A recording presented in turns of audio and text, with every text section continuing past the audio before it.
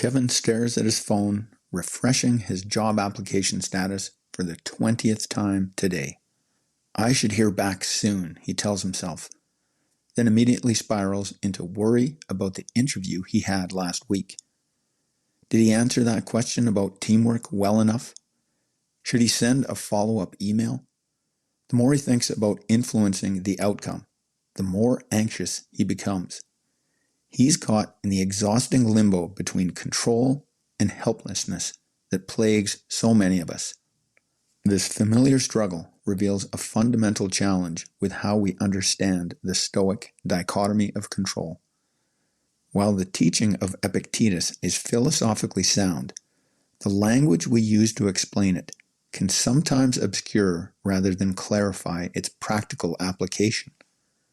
Today's episode proposes 3 alternative framings, that is, choice, accountability, and causation, that may help us avoid common misunderstandings and apply this foundational Stoic principle more effectively in daily life. Oh yes, we are going into this again. It's that important. Hey there, it's me, Core, and you are listening to Exercising Self-Control, from Fitness to Flourishing. Before exploring alternative framings, I want to address a contemporary debate in Stoic circles. Some modern interpreters, notably William Irvine, propose a trichotomy of control that includes a middle category of things we can influence but not fully control. However, this well-intentioned modification actually undermines the transformative power of the original teaching.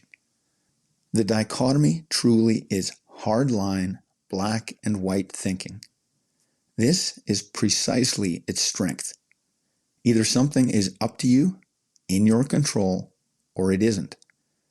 The beauty of this hard-line dichotomy is that it keeps you honest and forces you to face the reality of your situation directly. Saying to yourself, I can kinda control this, leaves you flailing about, obscuring the choice you need to make in the moment. It draws attention away from self-control toward the externals that are not yours to determine.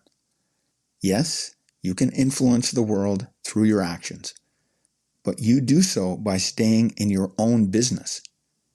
Your intention, your enacted choice, your response to the circumstances. The invincibility that Epictetus promises lies within the dichotomy. If we try to live any other way, we have abandoned our power. The following alternative framings preserve this essential binary while offering similar language for different contexts and personalities. The dichotomy of choice. Rather than asking, can I control this? We might ask, can I choose this? This reframing emphasizes our fundamental human agency while avoiding the mechanical connotations that sometimes accompany discussions of control. A practical application. The job search. Return to Kevin's situation. Instead of obsessing over controlling the hiring manager's decision, the choice framework redirects his attention. What can I choose right now? He can choose to prepare thoroughly for future interviews, choose to expand his job search, or choose to use this waiting period productively. He cannot choose the company's timeline or their final decision, but he can choose his response to whatever outcome emerges. This language resonates particularly well with people who feel that control sounds too forceful or manipulative. Choice implies agency without dominance, autonomy without aggression.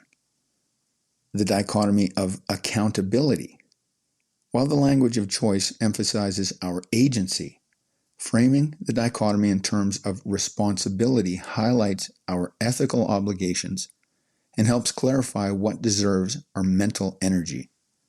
We might ask, am I accountable for this outcome? Or, is this my responsibility? This framing helps distinguish between appropriate responsibility, that is, our actions, preparations, and responses, and inappropriate responsibility, that is, other people's decisions, natural events, or other factors beyond even our ability to influence. A practical application: workplace dynamics. Consider Marie, a team leader whose project deadline was missed because a key vendor delivered late. The accountability framework helps her sort her responsibilities clearly. She is accountable for her team's preparation, communication with stakeholders, and contingency planning. She's not responsible for the vendor's internal delays, but she is accountable for how she responds. For example, whether she learns from this experience, adjusts future vendor relationships, or simply transfers her frustration to her team. This framing particularly helps people who either take on too much responsibility, that is, feeling accountable for others' emotions or decisions, or too little, that is, avoiding ownership of their own choices and responses. The dichotomy of causation. Moving from responsibility to causation, we can ask, can I directly cause this outcome through my thoughts or actions? This framework emphasizes the causal relationship between our internal state and external results, helping distinguish between direct causation and mere influence. If we can change something by mere thinking, it's in our control. If we must act in the world to influence it, and that influence depends on factors beyond us, then it's not in our control. This is regardless of how much we might be able to assert our influence. A practical application: health and fitness. Gina wants to lose weight and improve her health. The causation framework clarifies her approach. She can directly cause her food choices, exercise decisions, and sleep habits through her thoughts and actions.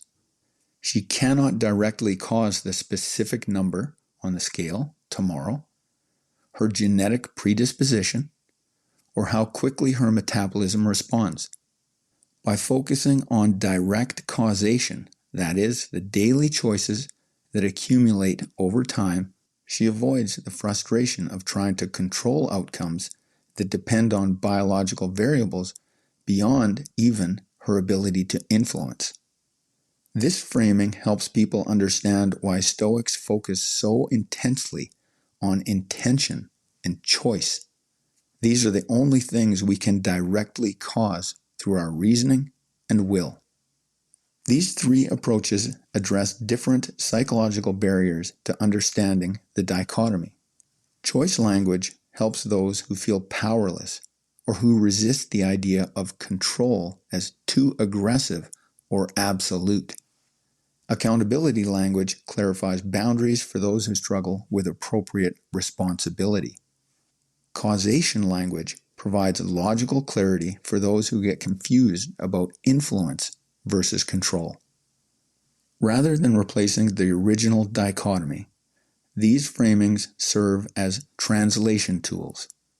They're different ways of expressing the same fundamental insight depending on context and audience. In our hyper-connected age, these framings become especially valuable. Social media amplifies our sense that we should influence everything. For example, political outcomes, other people's opinions, consumer behavior. The choice, accountability, causation frameworks help us navigate modern anxieties by clarifying what deserves our mental energy. Whether facing career uncertainty like Kevin, workplace challenges like Marie, or personal goals like Gina, these alternative framings preserve the essential insight of Epictetus while offering clearer pathways to practical application. The power remains in the binary. Something is either ours to determine or it isn't. How we understand and explain that binary, however, can make all the difference in applying this ancient wisdom to our modern lives. The invincibility we seek still lies within the dichotomy. If we attempt to deny the binary nature of the dichotomy, we are abandoning the clarity and strength it offers. Do these alternative framings help you better understand and help you better apply the dichotomy of control? Let me know what you think. That's it for today. Catch you next time.